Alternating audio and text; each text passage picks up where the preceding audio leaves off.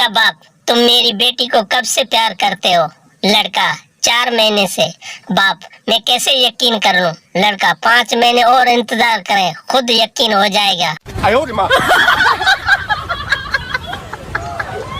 Traffic police वाला, मैं कितनी देर से सीटी बजा रहा हूँ, आप रुकती क्यों नहीं? बूढ़ी अम्मा, बेटा अब मेरी सीटी सुनकर रुकने की उम्र है क्या? रिश्ते के लिए सास की 5 डिमांड। लड़की खूबसूरत हो, लड़की खूब सीरत हो, लड़की पढ़ी लिखी हो, लड़की कम उम्र हो, लड़की मालदार घराने से हो। रिश्ते के लिए बहू की सिर्फ एक ही डिमांड, सास ही ना हो। पप्पू, अंकल बीवी को फारसी में क्या कहते हैं? अंकल ने ठंडी आह भरी और बोले, पुत्र बीवी को फारसी में तो क्या, किसी भी ज़ुबान में कुछ नहीं कह सकते।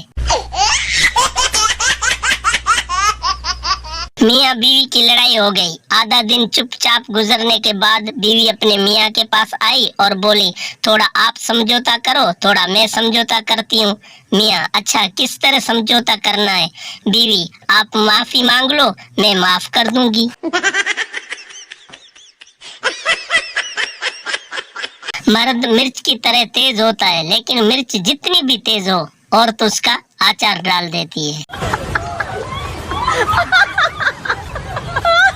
बाप, तुम्हारा रिजल्ट इतना बुरा क्यों आया है? पप्पू, अच्छे लोगों के साथ हमेशा बुरा ही होता है। सरदार दरख्त से उल्टा लटका हुआ था। किसी ने पूछा, क्या हुआ? सरदार, सर दर्द की गोली खाइए, कहीं पेट में न चली जाए।